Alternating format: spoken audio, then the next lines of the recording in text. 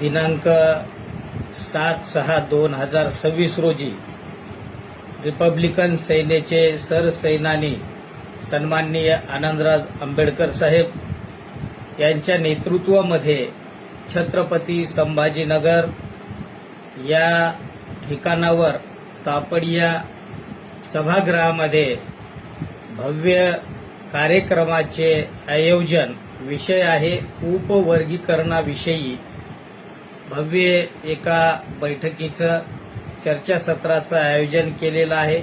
एका सभेचं आयोजन केलेलं आहे। महाराष्ट्रातल्या तमाम आंबेडकरवादी तसेच संविधानवादी सर्वच जाती धर्माच्या समूहातील लोकांना मी नम्रतेचं निवेदन या ठिकाणावर करतोय, आव्हान करतोय।